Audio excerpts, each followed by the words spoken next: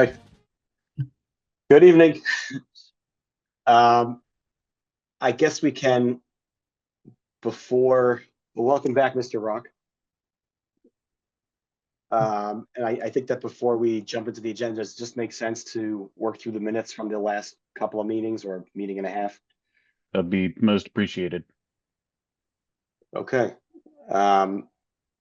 Taking a look at the October 22nd, 2025 meeting minutes, I'd move to have these minutes approved as written. Second.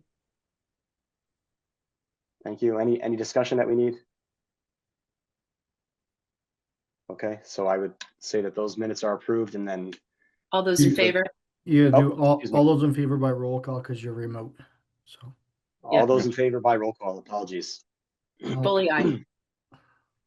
Rock, aye. Malloy, aye. think and I, Evan, Okay. aye. Great. Okay, and I can sorry, make a Anne Marie, motion. go ahead. That's okay. I move that we accept the minutes from November 5th, 2025 as written. Second.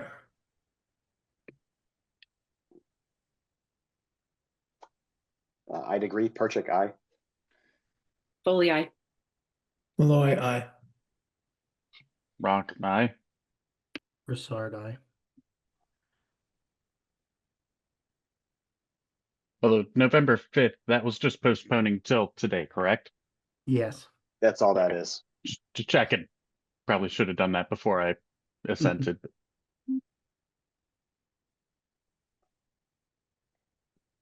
Okay, and then, excuse me, taking a look at our agenda for this evening's meeting, we have designs on discussing the creation of our own waste management program and what that might look like as I guess, as a potential third option. Yes. Bear with me 1 second here. Take your time. Yep. So I've been working on backing into this because, like I said, we had done this a couple of years back and it didn't appear to be advantageous. And so one of the so I unfortunately in my notes only carried the final number, but I've backed into some of that so far. So the entire nut in 2023 when I did this original calculation was 1,176,809. And we arrived by that number.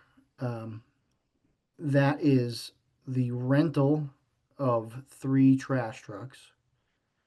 And you do 3 because if one's down, you have to still provide the service. That also carries 3 employees at the going rate, which I believe at the time was $55,000 a piece, plus your benefits, which depends on what they take and everything, but I would figure, anywhere from $65,000 to $75,000, depending, total all in per employee. And then you have your tipping fees on top of that. So again, that's the rough way we get to that, basically $1.2 million, which is in 2023 roughly what we were paying at the time. And we don't manage any staff, nor do we have to really worry about that kind of economy of scale that they have when a truck breaks or an employee calls out sick, or any of those things. They have a bigger pool to pull from.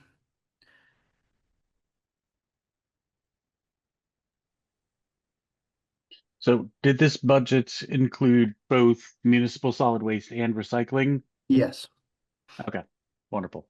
I was essentially trying to create the same program that we have now, except doing it on our own. Okay. So, And So- those tipping fees, not a binding estimate, but how do we calculate those? So generally, they're estimated. I have a spreadsheet that is, or it's actually a spreadsheet in an email because I didn't pull it out yet. But if you look um, in that file that I had given us, there is an email from Mary Lauria. It's at the bottom called Trash Enterprise Fund Analysis, and it actually shows what we're paying for tipping fees. It breaks down actually everything that we're paying, and I can actually put that up on the screen if that is helpful.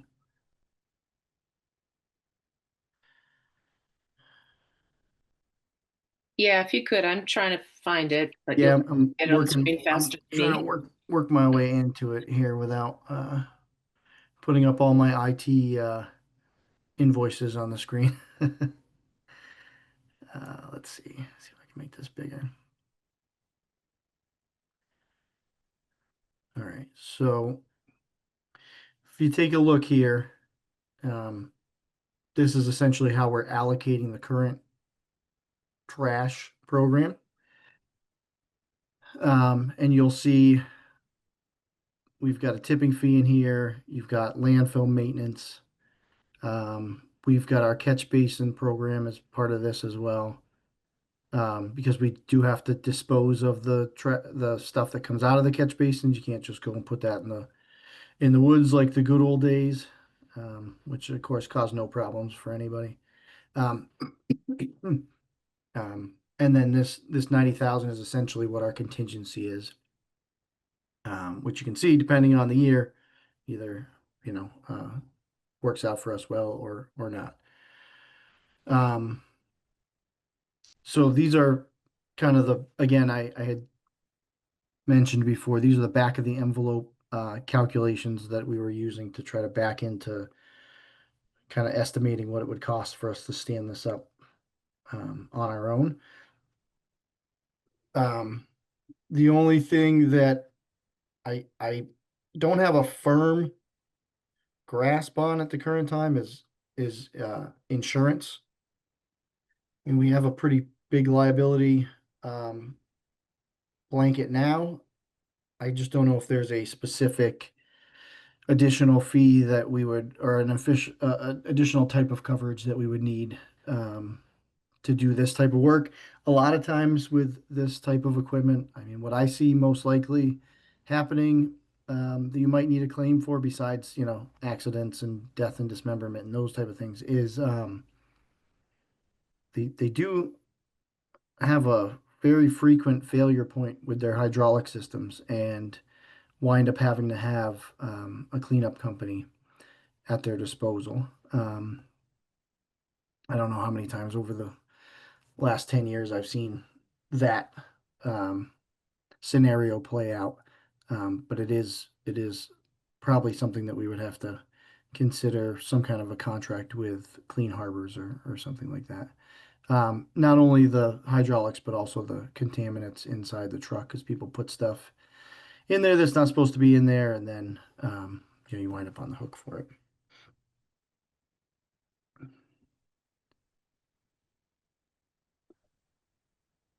I guess Understood. Thank sorry, a question that I have as far as the town operating this themselves would be,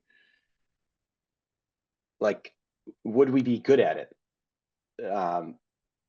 Would trash pickup move along smoothly were we to do this? I understand we don't have a crystal ball, but my instinct would be to say, like, we obviously don't have the same experience and day-to-day exposure to this as like Harvey, for example. Right. So, like, my instinct feels, not to shoot the idea down out of hand. Like, I think there's more discussion to be had, but if we're saving maybe little to no money, if the costs are very comparable, and perhaps we lose something on the performance side of things, where there's going to be a certain amount of friction already with the town, with people moving into some kind of new collection system.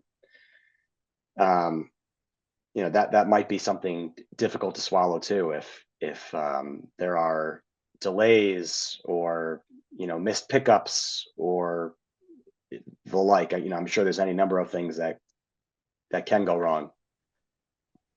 Mm. It's just kind of an early thought I've had about this. I would echo those comments. If the savings are substantial, I don't know that it's worth the risk to get involved because I'm not sure, Evan, if the 3 employees were what was necessary, working every day. Because if so, then if you have, like you said, if you have an employee call out sick or, in my experience, the one community I worked for that we had an in-house sanitation department was that there was a lot of workers' comps claims coming out of sanitation. That was at a point in time when guys were riding on the back of the truck. They would jump off the truck and empty trash cans into the truck. So it's a little bit different if we were going with an automated system.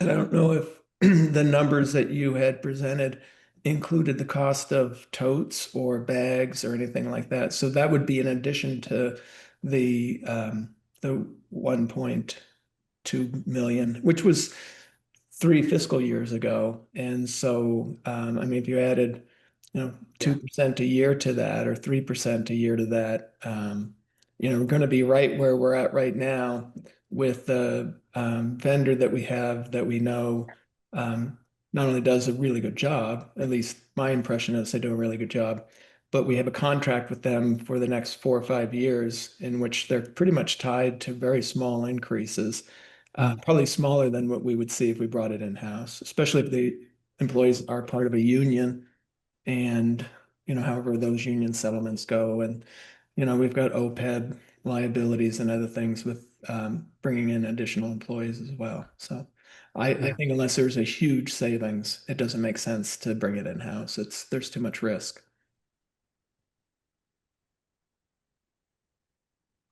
Okay. Mr. Chair, I think Mike has his hand up and Okay. Marie as well. I think I saw Mike's actual hand first, so I'll go to you, Mr. Rock. Hey, thanks. So, just some quick thoughts. One, I appreciate the time and effort that went into this.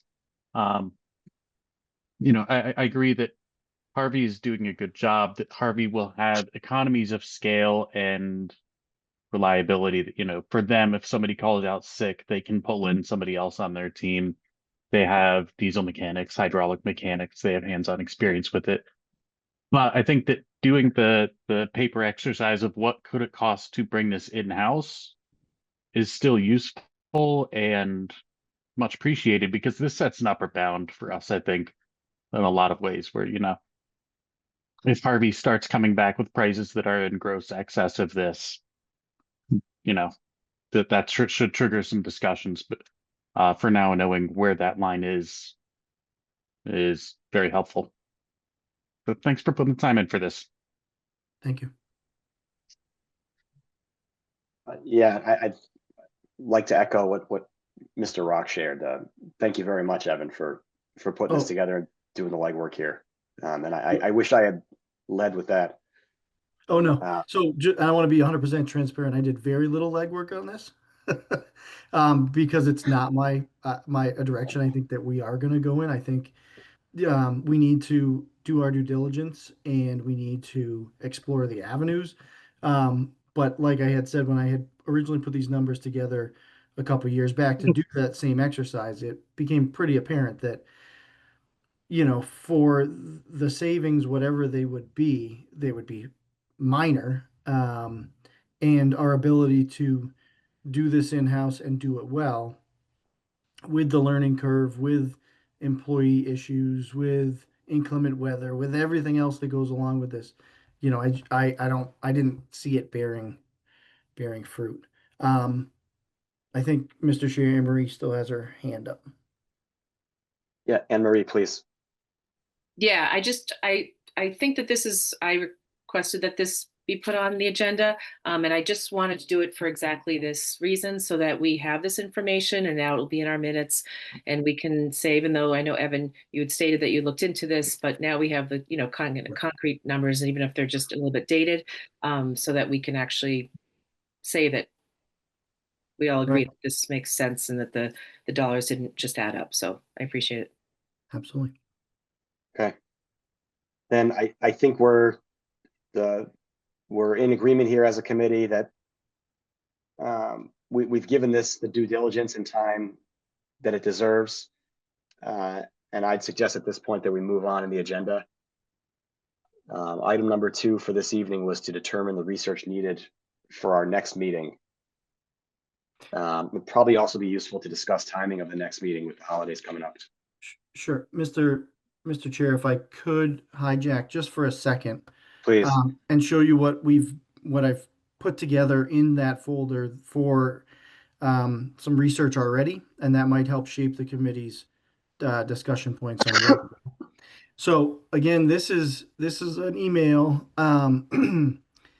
from Mary Loria, who is our finance director, to me, which I have put into that shared folder. And it has a lot of great information. I've got to pull some of this out into a more digestible format. But it talks about what our enterprise trash budget looks like, historic revenue from bag fees. It also talks a little bit about what moving to a receptacle system might cost us as far as clerical costs, postage, mailings, computer services, which is essentially buying a module in our vendor system, office supplies, shifting to a bulky day type of process, and then some other indirect costs estimated. So um, just from a administrative exercise, you're looking at about $65,000 in additional costs if we went to that toter system as opposed to staying in a pay-as-you-throw only system. Go ahead, Mike. Uh, um,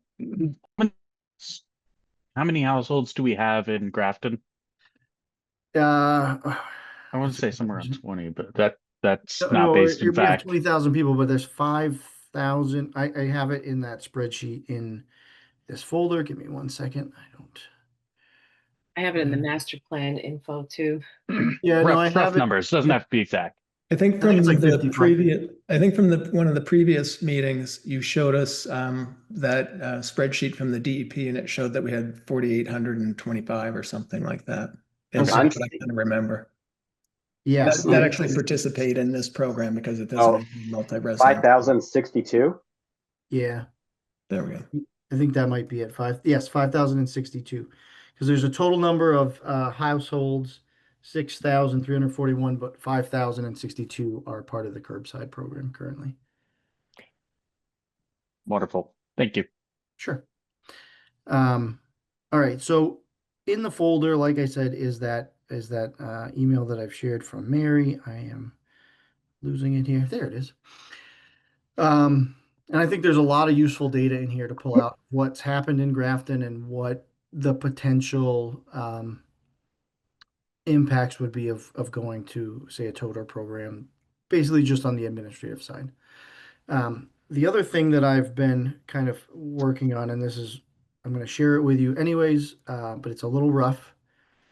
Let me open this up real quick.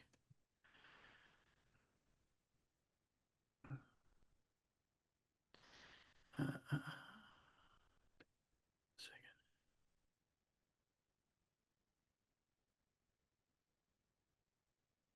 I think this should be where I want to be.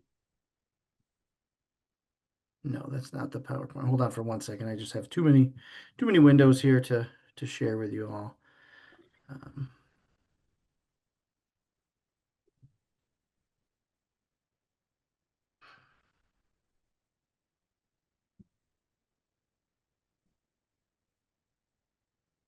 All right. So what I've been playing with here as we progress through this process is taking the community comparison data and just trying to put them into visuals so that you're not looking at a 50 column spreadsheet and trying to pull out data. And so I've created a very short slide deck, but just to kind of help us with that kind of baseline information. So just to run through it quick, and we can certainly go back through anything or digest anything. So I've separated out, this is the entirety of the DEP's database, how many utilize tax revenue in their program and how many have no tax revenue. While important to note, the 56 to 44, one thing that we don't have a firm grasp on from that spreadsheet, and I am working on this exercise with our sister communities that we usually compare ourselves to, is how much tax money are they averaging into this system, right? So saying that 56% of all communities have some property tax revenue in their program, you know uh, are the majority of those funded at 50%, or are they 10%? Are they covered by some administrative fees that we have in the system, or an administrative person that happens to be funded by tax revenue? So we got to drill down on that a little bit more, I think, if we find that to be useful information. You can see that 62% of all the programs in Massachusetts, overseen by DEP regulation, is 62% are pay as you throw, which I think is a pretty interesting fact in and of itself, because I think that if you went back 15 years ago, I don't think you would be remotely close. I think it would be the other way around, 38% pay as you throw, something like that. These are programs that have pay as you throw and tax in them. That's 75%. But again, that doesn't really tell you the whole story. And then I started to put together some community comparisons. So these are the communities that Grafton generally compares itself to when we're doing community, comparisons. So whether that is staff salary, whether that is, whatever metric we're trying to look at. So those are Ashland, Auburn, Bellingham, Grafton, Holliston. Well, Grafton's us. Holliston, Millbury, Northborough, Oxford, Shrewsbury, Sutton, Uxbridge, and Westboro. Now, Shrewsbury and Westboro are bigger than us, and aren't always the best direct comparison. However, they are two neighboring communities that we do share a lot of commonality with and shared resources, and we do like to generally see kind of where they stack up when we're doing these type of exercises. So this is the number of households, and you can see that Shrewsbury and Westboro are on the high side. Auburn is as well and has kind of a different tax base than we normally compare ourselves to. Household served, again, Ashland, Auburn, Holliston, Northborough, and Westboro are pretty comparable to the amount of customers that they're serving. Same thing with recycling. It just separates it out. And then I started kind of trying to pull some of that graph data out of here with just the communities that we're looking at there. So are they funded by property tax? Here's our yes category, and I need to pull apart Holliston, Shrewsbury, and Westboro's budgets and look at, again, what's the amount that we're using? What's the delta between what they're paying and that? These other communities have annual fees, which you can see the annual fees over here. Are they funded by pay as you throw or smart revenue? And almost all of them do have some pay as you throw revenue in them. whether they're straight pay as you throw or um, like an overflow bag system. Um, and then only one of them has that transfer station fee, which I don't think Grafton's going to head towards. I also pulled out some data to look at tonnage and what we are disposing of, as well as some recycle data here. I think that that is um, pretty good to look at. So even though we were talking about Westboro being kind of different, they're at 4,200 tons, and we are at 3,600 tons. So it's a difference, but I don't think it's a huge difference.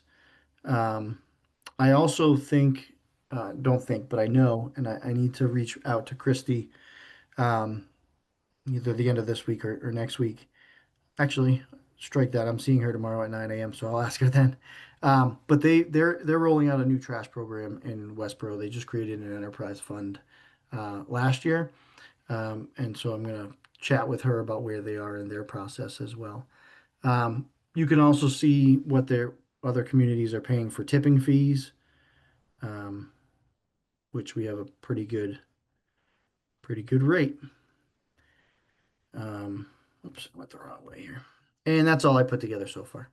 But you can see what I'm doing is I'm just trying to look at the communities we normally compare ourselves to, put that data together in a way that maybe is helpful for us to look at, and maybe spur further conversation. That's That all I is have, Mr. Chair. that is magnificent. If you would like assistance, I know you're super busy, chasing down some of that additional information. I've got plenty of time right now. So Okay. feel free to reach out offline and point me in the right direction. Give me a couple days and I'll see what I can get for you. All right. Thank you, Mike. Jamal Loy? Yeah, I just wanted to say, I think that the information that you're putting together there, Evan, is going to be very useful when we get to the point of having to make some presentation at town meeting, whoever's Yes. going to do that, because having similar communities is going to be, and be able to show the data plus what we've looked at, I think is going to be very helpful for getting people to understand where we eventually end up at. I still, a couple of things is I think it's important, even if some of those other communities have private haulers, to find out, what the annual cost is, because whether we go to a tote system or with an annual fee or, broken out quarterly, or we go to an increase in the bag fees to cover the cost. Yeah. Right now, if you do the roughly 800,000 divided by the 5,062 households, it works out to $158 a month, which if you look at the two communities that you had the annual fee on, I think one was 245 and one was 320 or something like that. It shows that our current cost is pretty low. And whatever we increase it to will probably end up being something somewhat comparable to what those other communities have. And the only thing now is it's just showing the two communities. And I think we need to get as much information as we can. And I know you're working on it, and I agree with Mike. I'm relatively flexible if you need somebody to help work on some of this, getting that type of information. I don't mind helping doing something like that as well. Just reach out and let me know. Okay. Um, Excellent. and the other thing is when you talk to Christy tomorrow, I'd ask her about that $40 fee. I think that's the transfer station fee, Okay. not Yeah. not anything to do with, because I think at least when I was a town manager there, Harvey had the contract, and there was Harvey and something town, Tidy Town, Okay. and Yes. they billed residents directly. Um, Okay. and so that's what we might have to find out is, how much do they bill directly for those kind of services for the Okay. communities that have that type of service? Okay. That's good. That's good inside football because I will, like I said, I have a meeting with her for the regional communication center tomorrow at 9. So I'll just hijack some of her time at the end. Good. Yeah. Anne Marie? I just wanted to clarify, because maybe I misheard, but just so we know, when you said the 158 or 153, it's actually like per year. You might have said per month. But yeah, If I did, it's per year. yeah, It was yeah, the yeah. total 800,000 Great, divided great. by, I may have said per month, but Yeah. I meant per year. Just so that if anyone's listening to this, they're like, oh my gosh, it's going to be how much? So Yeah. the delta is like about 158 per year when you take that extra 800,000. Yeah. Yeah.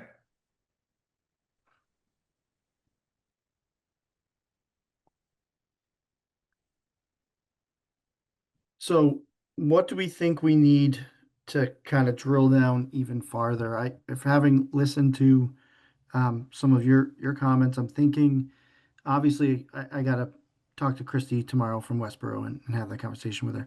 But it may also behoove us to grab um, some similar communities that are outside of the ones we normally compare ourselves to, because while there is data there, not all of it I think is going to bear fruit. And you can see that in our sister communities, some of them did not report to DEP, so there is no data available.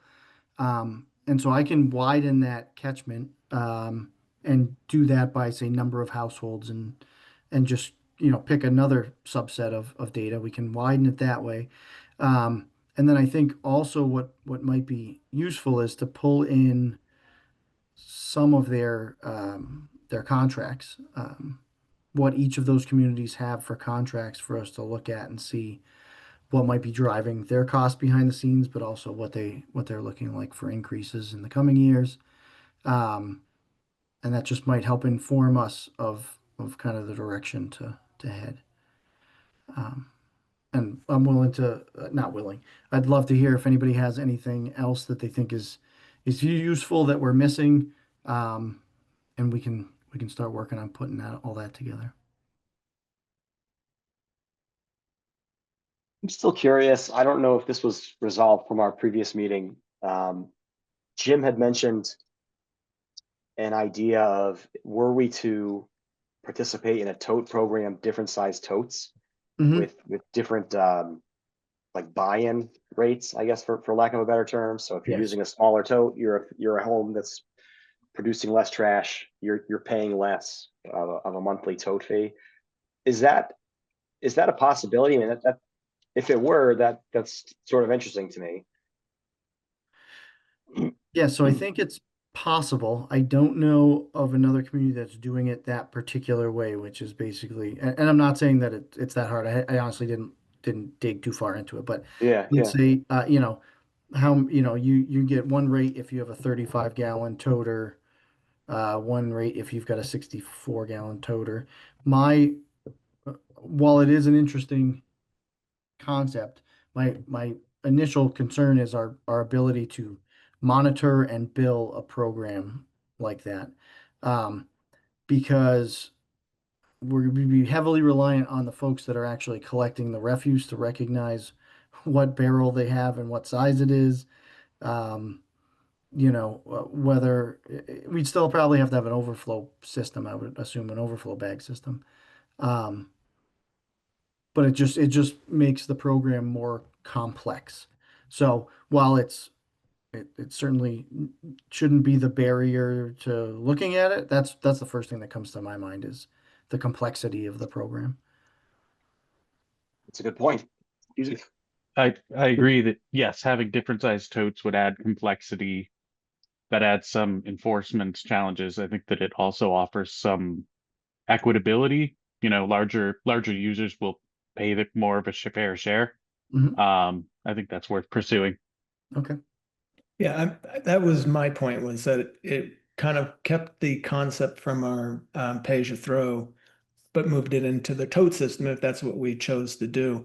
But I also understand Evan's point, because I could see, say my wife and I live in a house that a family of five could live in, and but it's just the two of us, so we might get the small tote, and then we sell this house, and a larger family moves into it, and they've got a small tote, and then do they give it back to the town and get a larger one? And the town's going to have costs associated with providing new totes all the time too. Or do they just have overflow bags all the time? And so I understand the complexity issue of it. And I was just, if we went to just a one size tote system, then we lose Mhm. the incentive to recycle for some people. And so I sort of like the current system, but I think we want to take a look at the totes before we make Yeah. a decision which way to go. Absolutely. Good points. I'll just call myself. I did have my hand up. I was going to say the exact same thing that, for the tote system, for someone like me, well, maybe just generally, is it incentivizing people to compost and recycle more? And I don't think it necessarily is. And then for me to Evan, I think just, maybe drilling more down on the numbers. So like looking at, okay, whatever we have our next few years contract with Harvey, the numbers that you actually have in hand, plus now you mentioned like the 65,000 or thereabouts overhead costs that we would have to build into this program, right?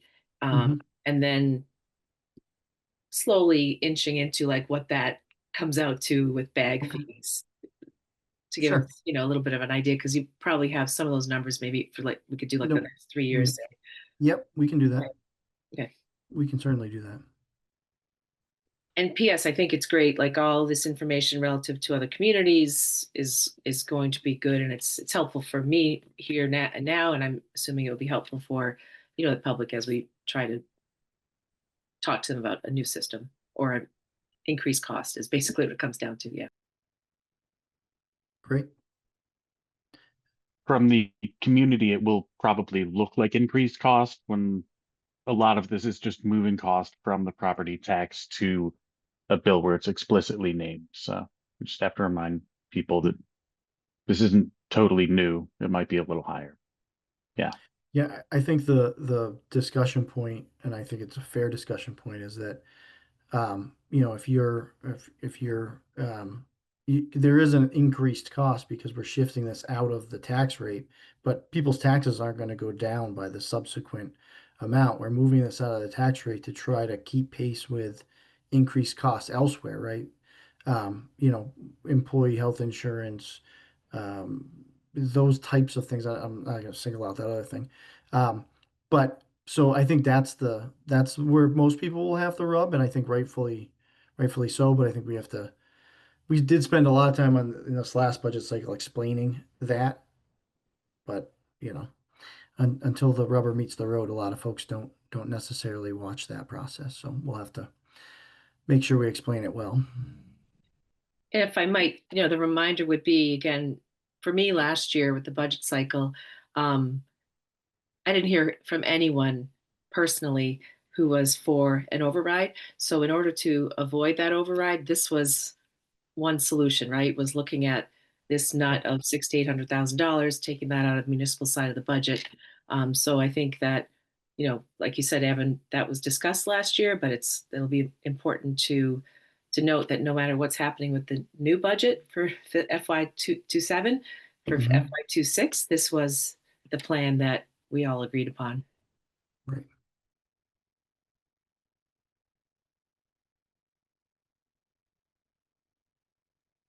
Well, Evan, I think the good news is that you've accumulated enough data that you're not going to have a whole lot of homework to do other than to. Yeah. I think the idea of extending the number of communities you're looking at is a good idea because that happens sometimes when you do comparable studies. I mean, every community does it, and sometimes you don't get responses. And if you go back to town meeting and say, okay, well, here's the communities we generally compare to, and we data from 3 of them. Right. That's not going to go over, Yeah. and then you say, well, and our rates are going to be comparable. And they're going to say, well, really only to 2 or 3, and Right. it's, I think it'd be helpful to have other communities so that we can have a good, robust comparison so that when we go to town meeting and say, this is where we are right now in comparison to other communities, what residents pay, and this is where we're going, I think it'll be really helpful. Yeah. That's about the only homework I think we need you to really do. It sounds like there was enough concern over the getting different sized totes. Maybe see if you can get cost on those and try to figure it out. But I think, you know, the more complex problem with that is going to be, do you just do it when you break down the fees for the smaller totes, is it, you know, is it half if they're, you know, 32 and 64 gallon totes, or is it some other number in there to try to make it so that the 64 gallon totes aren't, you know, paying an extravagant cost like $600 or $700 a year. And so I think that then you get into an overall discussion of fairness, and it becomes even more complex, and you have more angry people. So I don't know if that's really a great avenue for us to go down.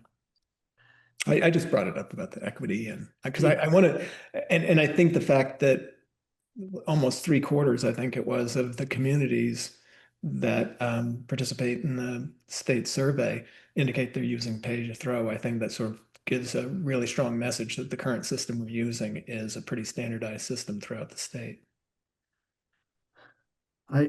Yes, I agree. I think one thing I've thought about kind of just as we've been talking about this, the different size toter concept is, perhaps the equity of that isn't really different size toters. It's that everyone gets the smallest toter and then you pay more through your overflow bags, right?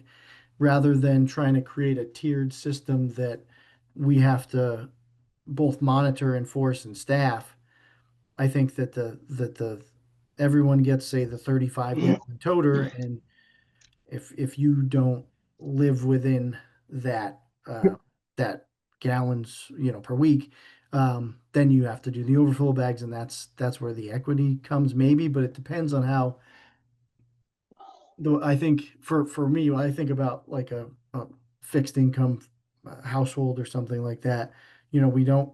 My concern is raising the lowest bar, right? That entry level tier at 35 gallons is now more than those folks would ever have paid just in a strict pay as you throw program. Um, and I think that's a concern for all of us. We've all mentioned that in some way or another as we've talked about it.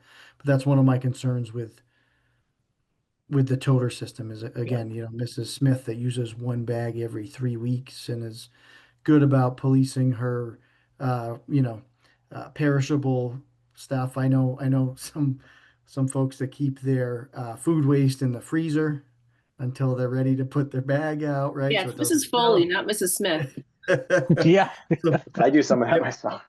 I think we all do that. Yeah. So I mean, there are folks that are doing that, and they're really able to stretch that dollar, that single bag, right? And they're doing that every 3 weeks, maybe every month.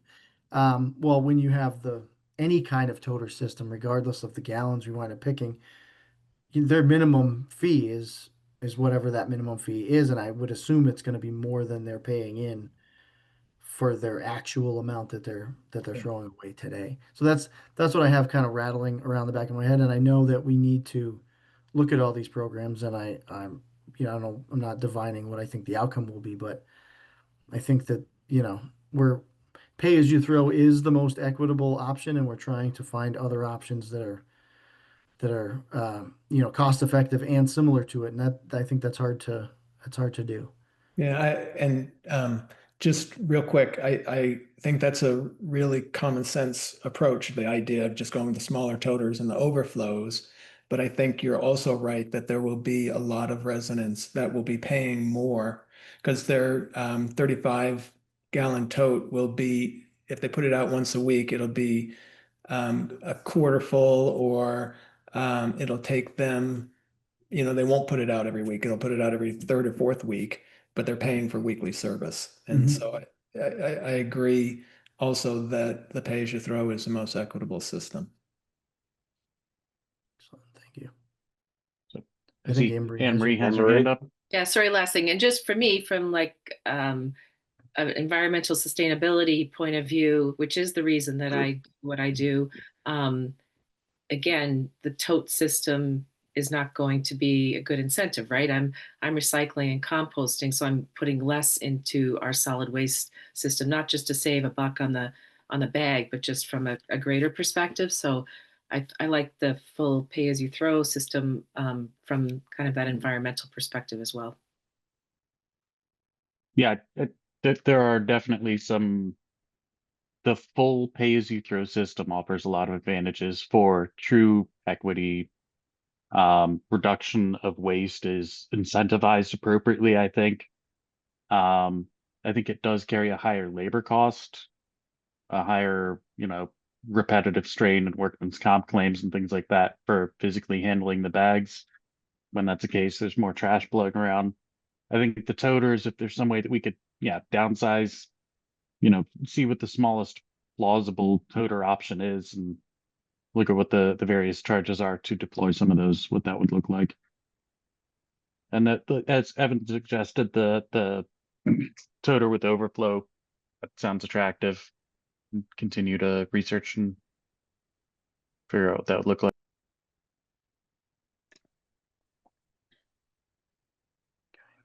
Yeah. All right. Is there anything else, any random thoughts floating around or concerns for our next meeting? Hearing none, I would move at this point to, oh, excuse me, we have to discuss timing of the next meeting. Because we're coming up on Thanksgiving if we're working 2 weeks out. I could kick off the discussion and say I would not be able to meet on the night of the 26th. Yeah, I'll be away. And I just don't want to. That's a valid explanation. I appreciate that.